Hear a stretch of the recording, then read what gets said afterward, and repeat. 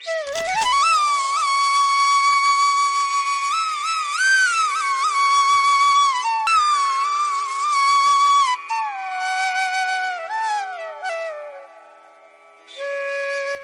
समय पहले की बात है।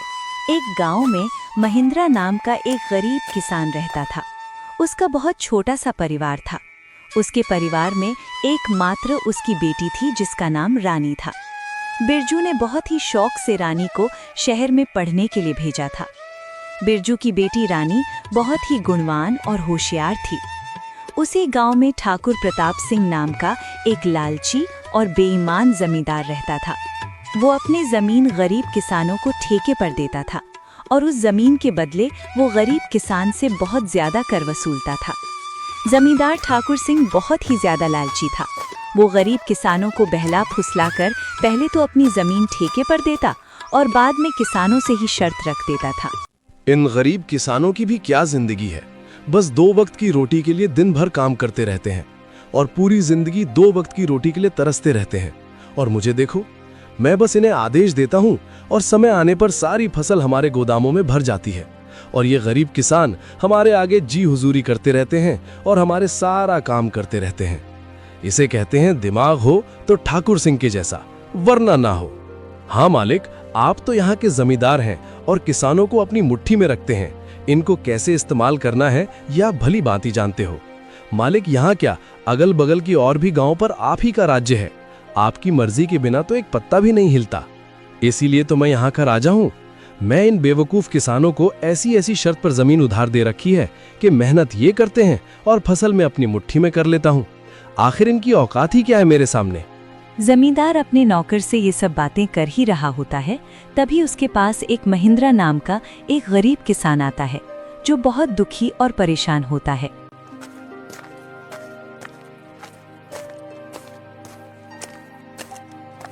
मालिक, मैंने सुना है कि आप किसानों को जमीन ठेके पर देते हो। अरे हाँ भाई, तुमने बिल्कुल ठीक सुना है। मैं अपनी जमीन किसानों को ठेके पर देता हूँ। मालिक, आप मुझे भी अपनी जमीन ठेके पर दे दीजिए। मैं भी आपकी जमीन पर 1 साल के लिए ठेके पर काम करना चाहता हूँ। मेरा नाम महेंद्र है और मैं पास के ही गांव रामपुर में रहता हूँ।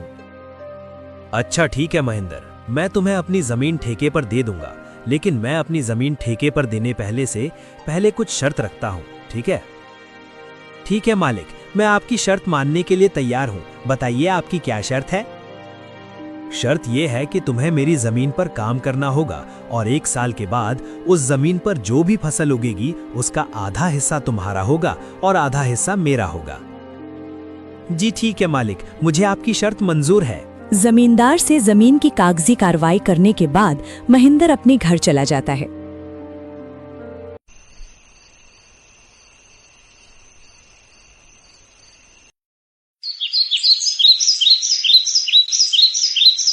और अगले दिन खेती करने के लिए उस खेत में पहुंच जाता है। चलो, अब जमींदार साहब से जमीन तो ले ली है, अब इसमें खेती करना शुरू कर देता हूँ। उम्मीद है इस जमीन पर अच्छी फसल होगी। मुझे इस जमीन पर बहुत मेहनत करनी होगी, तभी मेरे लिए कुछ बच पाएगा। महिंद्र उस खेत पर दिन रात मेहनत करके फसल उगाता है। कुछ महीनों बाद गेहूं की फसल उगकर तैयार हो जाती है और महिंद्र गेहूं की फसल की कटाई शुरू कर देता है। महिंद्र के उगाए हुए फसलों की खबर जमींदार ठाकुर सिंह के कानों तक पहुंचती है। क्या मालिक, आपको पता नहीं है क्या, आज महिंद्र अपनी फसल की कटाई कर रहा है। इस साल तो महिंद्र ने बहुत अच्छी गेहूं की फसल उगाई है। महिंद्र ने जो गेहूं की फसल उगाई है वो तो एकदम से लहलहा रही थी। महिंद्र ने उसकी कटाई करना शुरू कर दिया है। क्या सच में? ये तो बहुत अच्छी खबर है कि महिंद्र आज फसल की कटाई कर रहा है। चलो चल कर देखते हैं।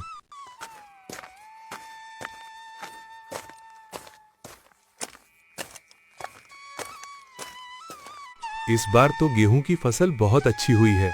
अगर आधी जमींदार साहब भी ले जाएंगे तो फिर भी मेरे पास कुछ तो बच ही जाएगा। अरे महिंद्र, तुमने तो फसल तैयार कर दिया और इस बार की फसल तो बहुत अच्छी लग रही है देखने में। हाँ मालिक, इस बार मैंने गेहूं की फसल लगाई है। इतनी अच्छी गेहूं की फसल उगाने के लिए इस बार मैंने अपना खून पसीना एक कर दिया है। मैंने दिन रात मन लगाकर इस खेत में बहुत मेहनत की है, तब जाकर इतनी अच्छी फसल हो पाई है। इसलिए अब तो मैंने कटाई भी शुरू कर दी है। अरे ओ महेंद्र, ये तो मेरी उपजाऊ जमीन का कमाल है। तुम्हारी मेहनत से कुछ नहीं हुआ है, उपजाऊ जमीन के कारण इतनी अच्छी फसल हुई है।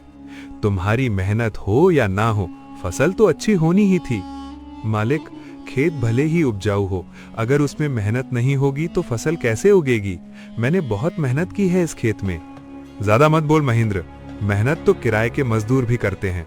असली कमाई का हकदार तो वही है जिसकी जमीन है। शर्त के मुताबिक जल्दी से मेरे फसल का आधा हिस्सा निकाल। चल जल्दी कर, मुझे बहुत सारे काम हैं, मुझे वापस भी जाना है। ये कहकर जमींदार महेंद्र से सारी गेहूं की अच्छी फसल लेकर चला जाता है और खराब फसल महेंद्र पास छोड़ देता है, जिसे देखकर महेंद्र मायूस हो जाता है।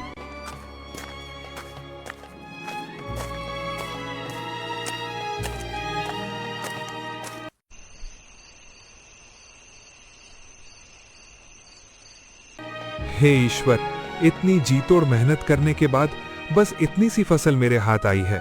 हम गरीबों को लोग ऐसे ही लूटते हैं। इतनी मेहनत करने के बाद भी हमारे हाथ में कुछ नहीं आता है। हे ईश्वर, कब मेरी अपनी जमीन होगी? महेंद्र इसी तरह अपनी जिंदगी काट रहा था। कुछ महीनों बाद महेंद्र की बेटी रानी, जो शहर पढ़ने के लिए गई थी, वापस गांव आ जाती है। वापस गांव आने पर जब उसने गांव का नजारा देखा तो उसे बहुत दुख हुआ।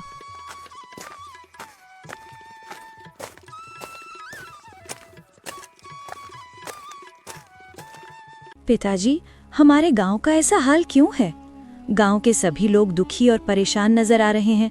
आखिर बात क्या है? रानी बेटा, इस गांव में गरीब किसान की यही किस्मत है।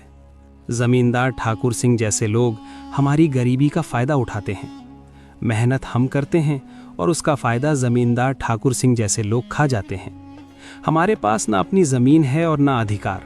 हम गरीब किसान बस मेहनत करते हैं और भूखे रहते हैं। किसानों की ऐसी दयनीय स्थिति को सुनकर रानी बहुत दुखी हो जाती है। पिताजी, आप चिंता मत कीजिए, अब मैं आ गई हूँ और ये अन्याय अब और नहीं चलेगा। आज से मैं आपके साथ खेतों में काम करूंगी और उस लालची जमींदार को उसी की शर्तों में बांध दूंगी।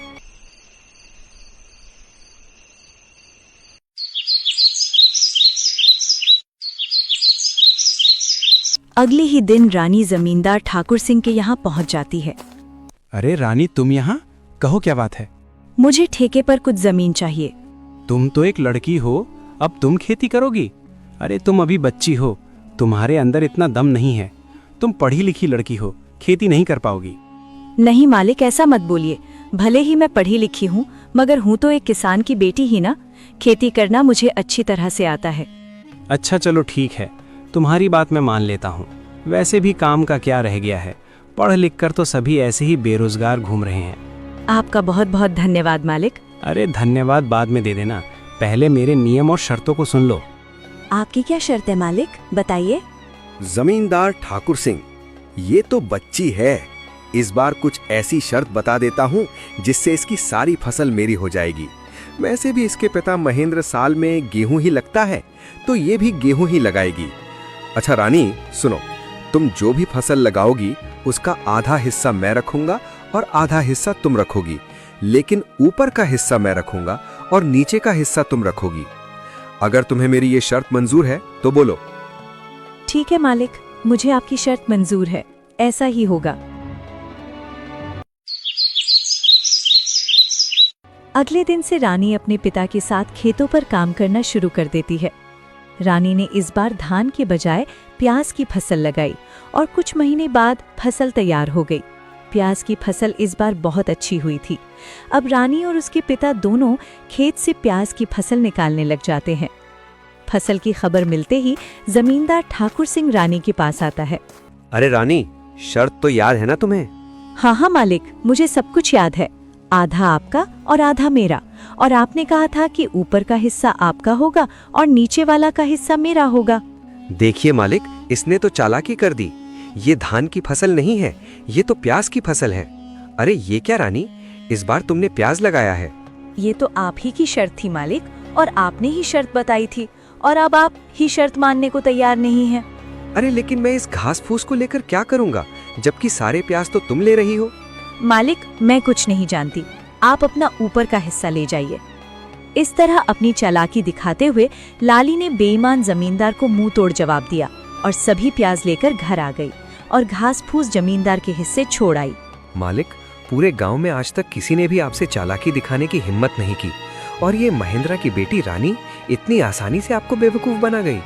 अरे ये महेंद्रा की बेटी मुझे क्या बेवकूफ बनाएगी, आने दो। इसे अगली बार उसे ऐसा सबक सिखाऊंगा कि मुझसे उलझने की कोशिश नहीं करेगी।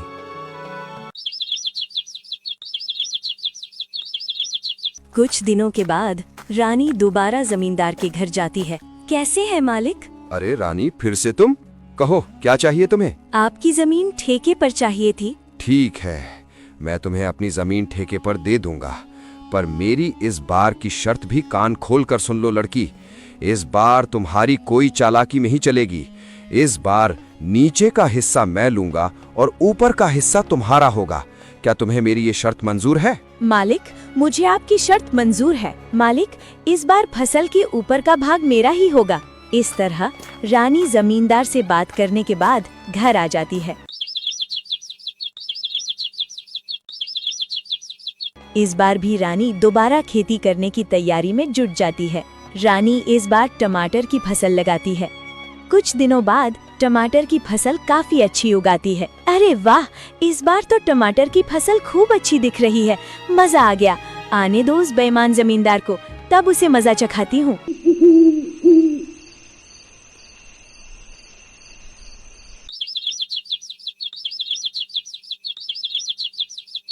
कुछ दिनों के बाद जमींदार रानी के पास आता है।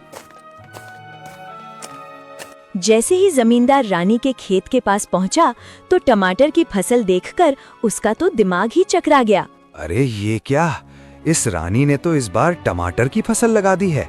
ये लड़की तो जितना मैं सोच रहा था उससे कहीं होशियार निकली। प्रणाम मालिक, कैसे हैं आप? ठीक तो है ना? देखिए मालिक, इस बार मैंने टमाटर की फसल लगाई है और आपकी शर्त के अनुसार फसल के ऊपर का हिस्सा मेरा होगा और नीचे का हिस्सा आपका होगा। इस तरह अपनी चतुराई से लाली ने दोबारा जमींदार ठाकुर सिंह को मूर्ख बना दिया और जमींदार एक बार फिर से धोखा खाकर गुस्से से तिलमिला गया। अरे मालिक, उस पिद्दी सी लड़की का दिमाग तो देखिए। आप जैसे इतने बड़े चालबाज जमींदार को उसने फिर से मूर्ख बना दिया। तुम सही कह रहे हो कालू, मैं तो उसे बच्ची ही समझ रहा था और उस बच्ची ने मुझे फिर से मूर्ख बना दिया। अगली बार उसे आने दो, फिर उसे बताता हूँ कि जमींदार ठाकुर सिंह क्या चीज है। रानी ने टमाटर की फसल की कटाई की और सारी फसल अपने घर ले आई और उस फसल का कुछ हिस्सा रानी ने गांव के जरूरतमंद लोगों में बांट दिया। रानी और महेंद्रा दोनों बहुत ही खुश थे। कुछ दिनों बाद फिर से फसल उगाने का समय आ गया। चलो उस लालची जमींदार से आज फिर से मुलाकात करती हूँ और उससे ठेके पर जमीन लेकर फिर से फसल उगाती हूँ और देखती हूँ कि इस बार वो जमींदार शर्त में अपना कौन सा खुराफाती दिमाग लगाता है। ये सोचकर रानी ठेके पर जमीन के लिए उस जमींदार के पास फिर से जाती है। अच्छा, तो तुम मुझसे मिलने के लिए फिर से आ गई। देखो लड़की, तुम मुझसे ज्यादा होशियार बनने की कोशिश मत करना। मैं भी जमींदार ठाकुर सिंह हूँ, मुझे होशियारी नहीं आती है। मालिक, मैं तो एक गरीब किसान की बेटी हूँ। होशियार तो आप लोग हैं जो गांव के गरीब किसानों की मजबूरी का फायदा उठा रहे हैं। अपनी जुबान पर काबू रखो रानी। ये तुम क्या बोले जा रही हो? जिस काम के लिए आई हो वो बात करो। यहाँ ज्यादा ज्ञान बांटने की जरूरत नहीं है। ठीक है मालिक, चलिए काम की बात करते हैं। मुझे इस बार भी आपकी जमीन ठेके पर चाहिए। बताइए मालिक, इस बार आपकी क्या शर्त है? हाँ, शर्त तो है। तू खुद को बड़ा होशियार समझती है ना लड़की। इस बार फसल का ऊपर का और नीचे का हिस्सा मेरा होगा और बीच का हिस्सा तेरा होगा। अब बोल, क्या तुम्हें मेरी ये शर्त मंजूर है? बिल्कुल मंजूर है मालिक, जैसा आप कहें। अच्छा ठीक है मालिक, तो अब मैं चलती हूँ। मुझे फसल उगाने की तैयारी भी करनी है। लालची जमींदार की बात मानकर रानी अपने घर चली जाती है और वो फिर से फसल उगाने की तैयारी में लग जाती है और इस बार वो गन्ने की फसल लगाती है। रानी बेटा, इस बार तुमने खेत में कौन सी फसल लगाई है? पिताजी, इस बार मैंने गन्ने की फसल लगाई है। फसल काफी अच्छी हुई है। इस बार भी आमदनी अच्छी होगी पिताजी। ये तो बहुत अच्छी बात है बेटा, तुम बस ऐसे ही मेहनत करती रहो। कुछ महीनों बाद लालची जमींदार और उसका नौकर दोनों रानी के पास आते हैं। मालिक, इस बार तो रानी का दिमाग ही चकराने वाला है। इस बार तो आपने शर्त ही ऐसी रखी है, ऊपर का हिस्सा आपका और नीचे का भी हिस्सा आपका। तुमने बिल्कुल सही कहा कालू। इस बार मैंने अपने दिमाग का 100% उपयोग करके ब्रह्मास्त्र छोड़ा है। मैं भी अब देखता हूँ वो किसान की बेटी रानी कैसे बचती है। इस तरह दोनों बातें करते हुए खेत के पास पहुंच जाते हैं और जैसे ही वो खेत के पास पहुंचते हैं तो देखते हैं कि इस बार रानी ने गन्ने की खेती की है। मालिक, ये रानी तो आपकी भी अम्मा निकली। देखिए जरा इस बार उसने कौन सी फसल लगाई है। अरे ये क्या, इस रानी में तो इस बार गन्ने की फसल लगाई। अब बताओ भला, ऊपर का और नीचे का हिस्सा मेरा होगा और बीच का हिस्सा उसका होगा। मतलब इस बार भी मेरे हिस्से में घास फूसी आनी है। मैं इस बार भी बेवकूफ बन गया, मान गया इस किसान की बेटी के दिमाग को। अरे मालिक, आइए आइए, कैसे हैं आप दोनों? आपस में क्या खुसुर फुसुर कर रहे हैं? अरे वाह, एक तो चोरी ऊपर से सीना जोरी। तुमने मुझे इस बार भी बेवकूफ बना दिया ना। नहीं मालिक, जरा मुझे भी तो बताएं कि मैंने आपको क्या बेवकूफ बनाया है। मालिक, आप तो गांव वालों को बेवकूफ बनाते हो। देखिए मालिक, इस बार मैंने गन्ने की फसल लगाई है और आपकी शर्त के मुताबिक इस फसल का ऊपर का और नीचे का हिस्सा आपका होगा और बीच का हिस्सा मेरा होगा। अरे ओ किसान की बच्ची, मालिक को ज्यादा होशियारी दिखाने की कोशिश मत करो। बेईमानी और मक्कारी में ये सबके बाप हैं बाप। ये खेत भी हमारा है और इसमें लगी फसल भी हमारी है। अरे ओ कालू, बस कर, ज्यादा चिल्लाने की जरूरत नहीं। शायद ये हमारी ही करनी का फल है। हमने गांव के भोले भाले किसानों को बहुत ठगा है और आज पहली बार किसी ने हमें ठगा है। इस लड़की ने हमारी आंखें खोल दी हैं। अब मैं समझ चुका हूँ कि बेईमानी का फल हमेशा बेईमानी ही मिलता है। इसलिए आज के बाद मैं किसी भी किसान को परेशान नहीं करूंगा और सभी किसानों को उनकी मेहनत का बराबर का हक दूंगा। जितनी भी किसानों की जमीन मेरे पास गिरवी है, मैं उनको सारे कागज वापस कर दूंगा और कभी भी उनकी गरीबी और लाचारी का फायदा नहीं उठाऊंगा। मालिक, आपने तो ये बहुत अच्छी बात कही है। एक किसान दिन रात मेहनत करता है अपने परिवार के लिए, मगर ना ही कभी वो अच्छे कपड़े पहनता है और ना ही कभी वो अच्छा खाना खा पाता है। अपने परिवार का पेट भरने के लिए वो दिन रात अपना पेट जलाकर खेतों में मेहनत करता है। ऐसे में इन गरीब किसानों के साथ बेईमानी करना और उन्हें तकलीफ देना अच्छी बात नहीं है। इसलिए इनका हक तो इन्हें मिलाना ही चाहिए। आप इनको इनकी जमीन वापस लौटा दीजिए मालिक, और अभी भी समय है, सच्चाई के रास्ते पर आ जाइए, नहीं तो आपको इससे भी बड़ा नुकसान झेलना पड़ सकता है। इस तरह रानी अपनी मेहनत और होशियारी से लालची जमींदार को सच्चाई के रास्ते पर वापस ले आती है। जमींदार ठाकुर सिंह ने वहां के किसानों की जमीन और उनका पैसा उनको वापस कर दिया। उस दिन के बाद वहां के किसान खुशी खुशी रहने लगे और किसी भी जमींदार ने किसी भी किसान का हक नहीं मारा।